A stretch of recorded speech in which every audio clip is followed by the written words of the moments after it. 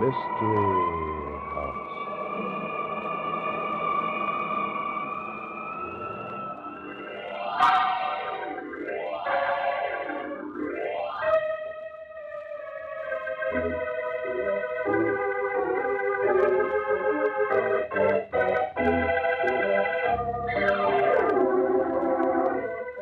Mystery House, that strange publishing firm owned by Dan and Barbara Glenn, where each new novel is acted out by the Mystery House staff before it is accepted for publication.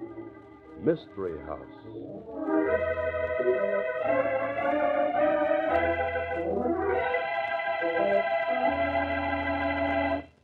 This story we're trying out for a Mystery House novel tonight, Barbie, Murder Me Gently. Gently? That sounds a little tame. There's nothing tame about this story, Dan. Oh, well, anything gentle? Well, wait and decide for yourself. Well, that's the great American privilege, Mr. Glenn, deciding for yourself. Now, let's not get stuffy, Thomas. No, I'm serious, Mr. Glenn. You know, as an American citizen, you pay your money and you take your choice. And everybody has a right to tell his story. Oh, incidentally, speaking of stories, listen to this one.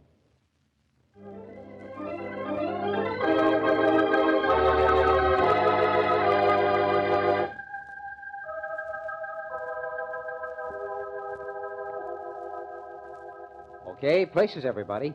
Set the scene, will you, Tom? Murder Me Gently. Tonight's story opens in a record shop. Albums of symphonic recordings fill the shelves along one wall, and across the room are several soundproof booths in which prospective customers may listen to records. Shirley Boyington, a clerk, is talking over the telephone. Pro what if? Listen, is it a crime I haven't heard of them? I bet there's plenty you don't know about the stuff that's mellow, the swing, the barrel house music. What? Sure, Mr. Balzer's here. Look, lady, I'll be happy to let you talk to him. And we've probably got what you want. All we do have is long underwear waxings. Huh? Oh, well, no offense, lady. But I'm beat right down to my socks with all these long-hair questions. Hold the line, please.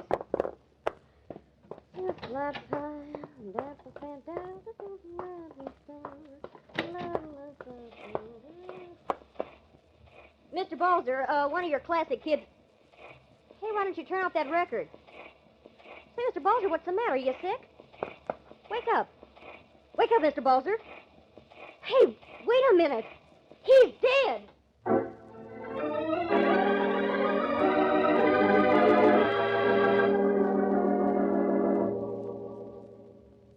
Don't try to get next to me with talk about music, Miss Boynton.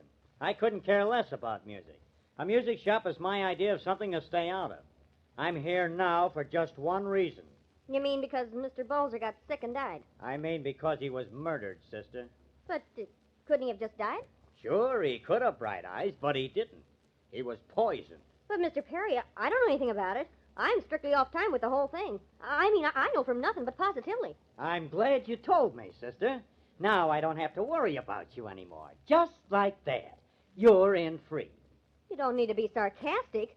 Anybody would think you suspected me. It's my business to suspect you. And you know something? I rather enjoy suspecting you. You're a music lover, and I hate music lovers. I'm not a music lover. I'm an alligator, a whoop hound. A what? Didn't you ever hear of a hep chick, Mr. Perry? Hep chick? Hep to the jive. I'm no square, and I know enough to be sure you can't pin that murder onto me. Whoa, I'm not going to pin anything on you. Not even a musician's medal. I just want information. I've already told you. I know, but you haven't told me anything I can understand, nor anything connected with a murder. They tell me your late boss was a Wagner fan. You got that off a record label. You're not fooling me. And he wasn't. Wagner was never his dish. Mendelssohn. He was always mumbling about Mendelssohn, almost like he knew the guy. No, we're getting somewhere. He liked Mendelssohn, huh? And you like jazz.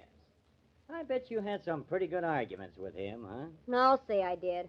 But he was all wound up in catgut. Why, if I was running this place, I'd have all the hot recordings on the market. Slam Stewart and Tatum and some old Biderbecks and Satchmo. Satchmo? Listen, are you double-talking me? Satchmo's Louis Armstrong. And if you haven't heard him take off on a trumpet, Mr. Perry, you haven't lived. I'd have his records, the hard-to-get stuff. I'd have the alligators lined up screaming and swooning and throwing the money into the cash drawer. That's what you planned, isn't it? Your uncle agreed to back you if you could talk Balzer into selling the shop. How'd you find out about that? I told you it was my business to find out things, remember? Now, wait a minute, Hawkshaw. If you think you're going to make me confess to Make you. The police force don't use force, sister. It isn't nice and it isn't legal. I bet you've been reading detective stories. Oh, you... I hate you. In my business, sister, you get used to that. I've been hated by a lot of killers. Don't you call me a killer. Me? I wouldn't think of it. But you wanted old man Balzer's record shop business. You saw your chance to make a lot of money. Oh, that's kind of stupid. It's a motive. You'd be surprised how many murders these days are committed over trifles. A guy who don't like the way his wife wears her hair in curlers while she's pouring his breakfast coffee. Little things. Most of the trouble in the whole cockeyed world starts from little things. If you'd quit picking on me and go talk to his wife, you say he was poisoned, she'd know more about that than anybody. Yeah? Why? He ate his meals at home. I'll talk to her, don't worry. But before I leave you to your alligators, tell me, what was that record Balzer was listening to before he died? I don't know. Some long-haired thing he got in the mail this morning. You want to hear it? No more than I want appendicitis. When it reaches the point where I gotta listen to music, I'll quit.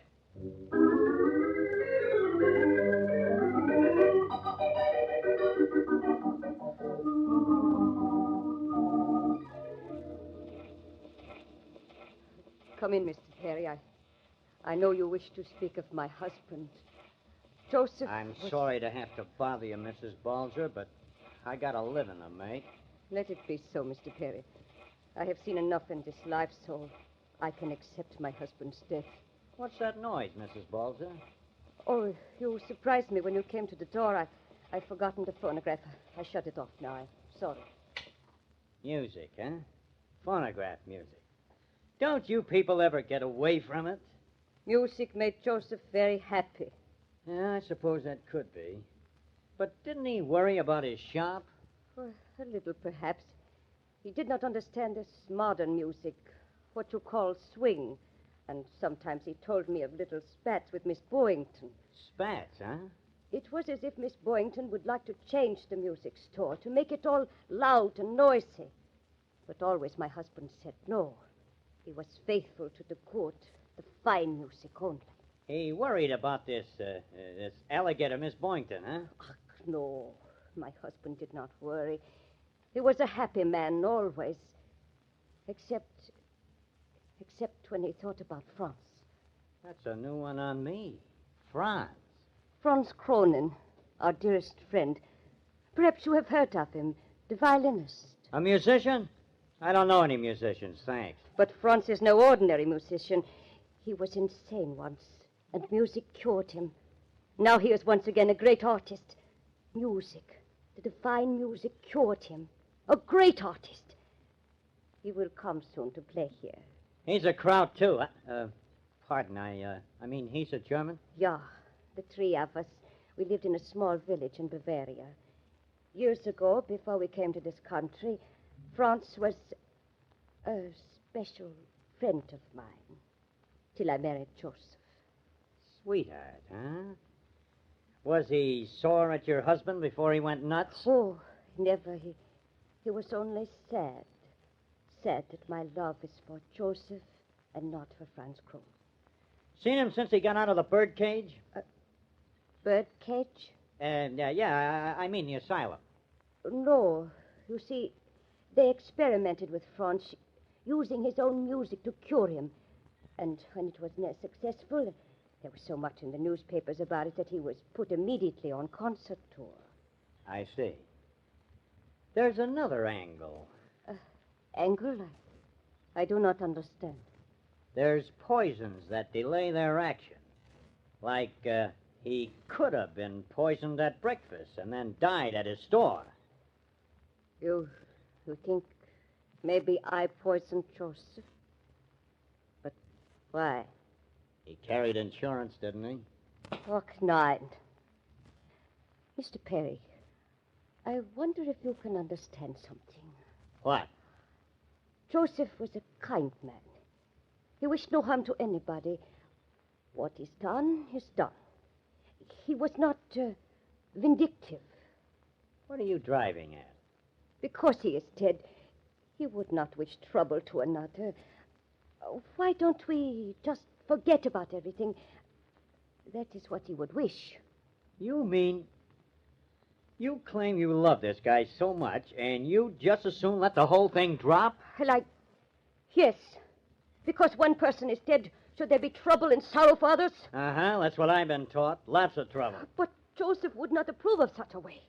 Joseph, well, you see, I got a boss at headquarters who is more in a position to be. Now, you just kind of calm down and take it easy. Lie down and sleep. I'll be back later.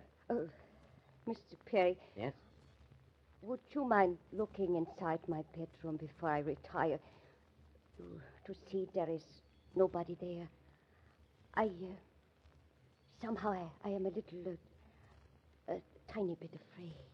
Why, okay, Mrs. Balzer, sure. Where's your bedroom? I show you. This way, please. Right down this hall. Follow me.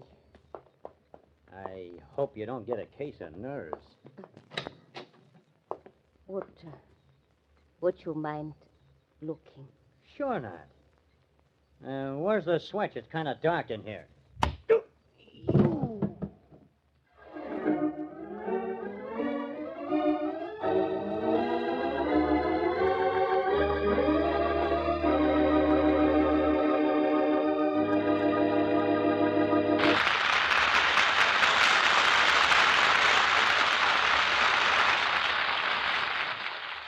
That dull thud sounded like something hitting against Detective Perry's head, didn't it? Well, when you take a job like that, what can you expect? But who hit him? The same person who murdered Joseph Balzer? That seems logical, doesn't it? And that would be... Well, we'll find out in the second act.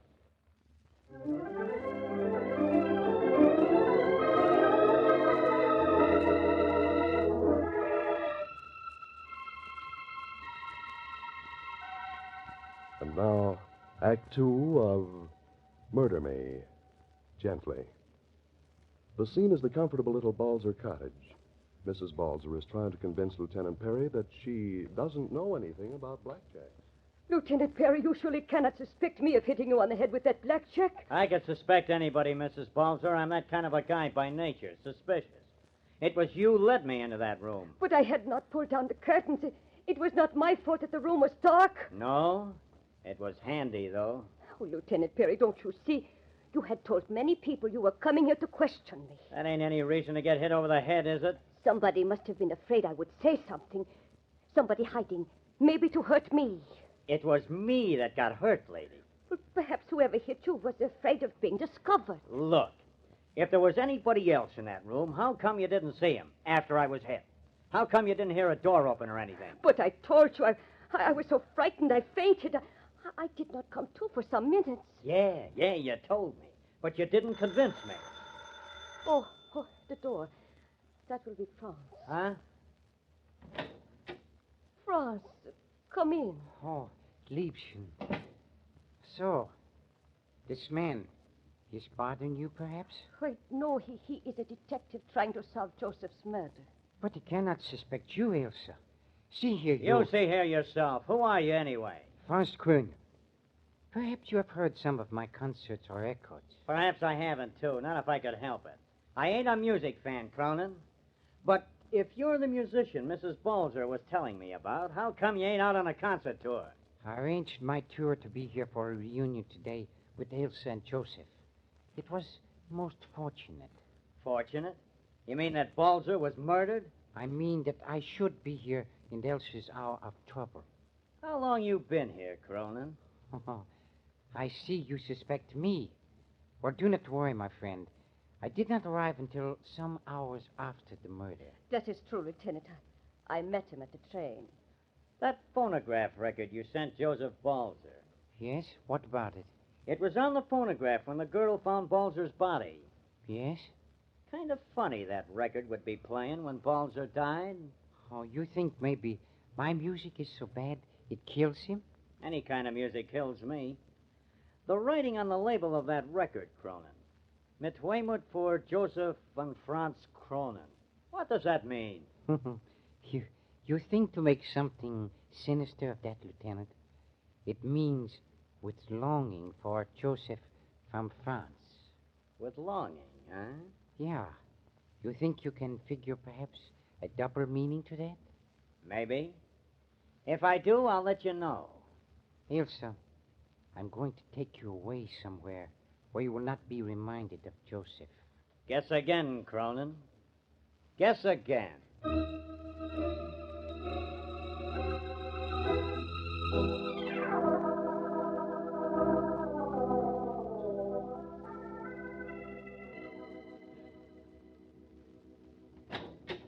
Greetings, Gates. Looking for a platter? Who the devil are you? Billy McKenna. Why?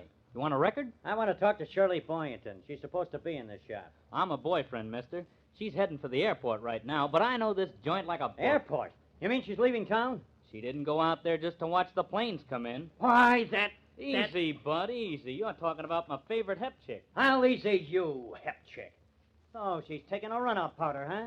She's rushing to New York to get a bunch of hot platters. She's gonna bring this shop to life. Boy, the joint'll be jumping when she loads it with some decent stuff. Come on, you. Huh? Listen, I'm supposed to be watching things here for Shirley. I'm not going anyplace. Guess again, bub. You're going to the airport with me right now. You can't order me around. Wait Look, a minute. Junior, I'm a policeman, a detective. And I not only can order you around, but I'm apt to get rough if you don't hurry. We gotta stop that girl. Now, come on.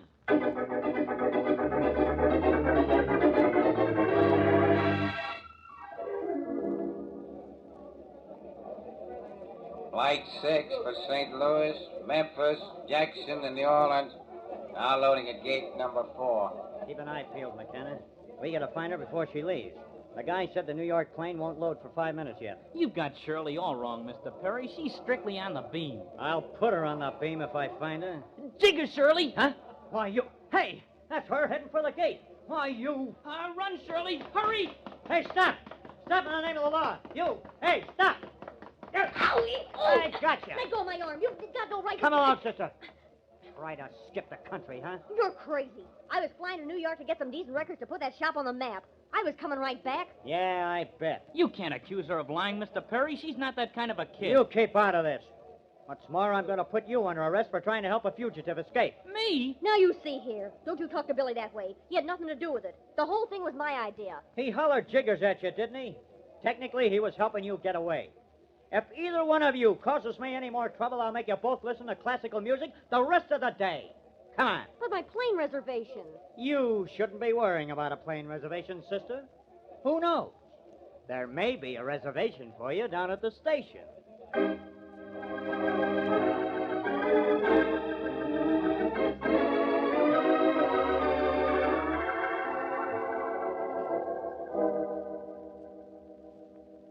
Miss Boynton, this morning you brought coffee into Mr. Balzer, didn't you?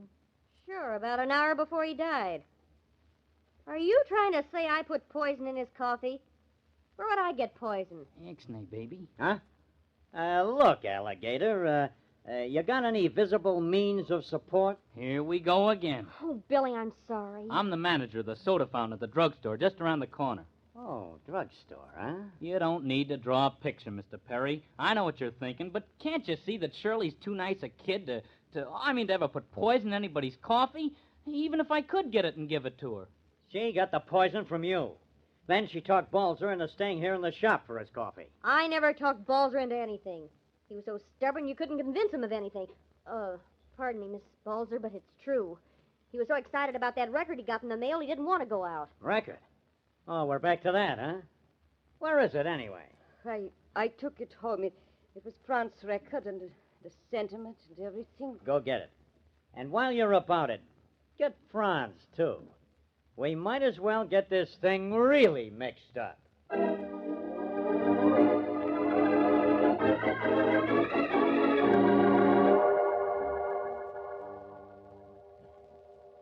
Well, back so soon, Liebchen?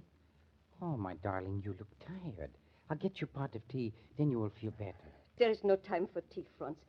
I've got to get that record and take it to the detective. And he wants to see you, too, Franz. The record? Oh, yes. But first, there's something that we must settle, Elsa. Oh, Franz, you promised not to talk of such things. Yeah, I know. All of my life, I've wanted you, Elsa. You know that. How can you speak so? Joseph was your dearest friend. All those No, years you... let us not speak of those years. The asylum is behind me. I'm cured, Elsa. Yet I need you as much as you need me, Liebchen. Please, you cannot speak so. But I will always be your very dear friend, Franz. Friend? Friend, is it? No, I do not need friendship. I need you, Elsa. I must have you, and I will. Oh, Franz, control yourself. They will take you away again. No, never, Elsa. Not if you marry me. No, you must go away and never come here again. Oh, Franz, what are you doing? Just pouring the tea. That record, Elsa. It was for you. Addressed to Joseph, but for you. Yeah. It said, mit Wehmut for Joseph von Franz Grün. With longing for Joseph from Franz Grün. Yeah. The label said that, yeah. With longing for Joseph. Yeah. With longing for Joseph. Death. Franz, the tea. A little spice for it, mein Liebchen. I shall go away, as you ask, and you shall go away, and we shall never return, yeah? You have poisoned the tea. Perhaps. It does not matter. Only that we shall never return. You and I and Joseph. You killed Joseph? No, I merely gave him the remedy. He used it. Just as you will. You're insane, Franz. You killed my Joseph.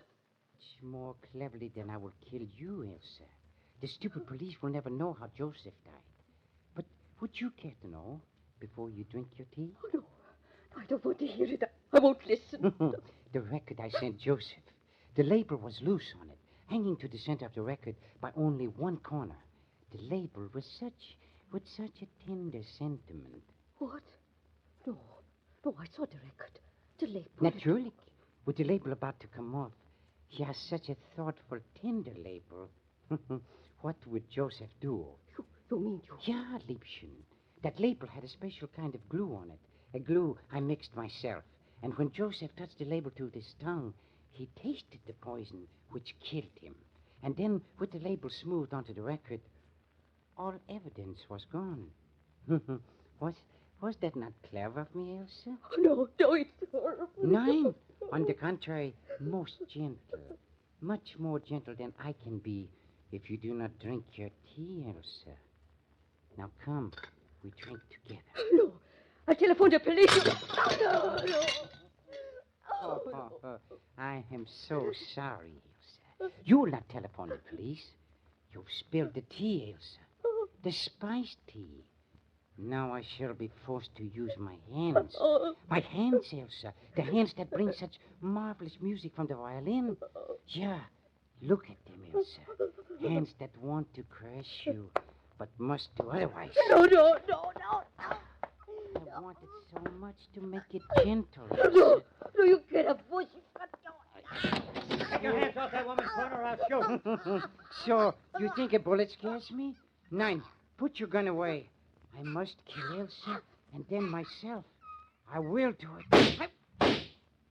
I told you to let go of her, Cronin. Yeah, I know, but I have never obeyed orders, Lieutenant.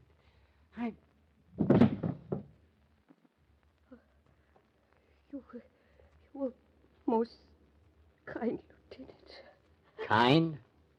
I shoot a guy and that's kind? Yes, he talked about killing me gently. He was mad. Shooting him was the gentlest way.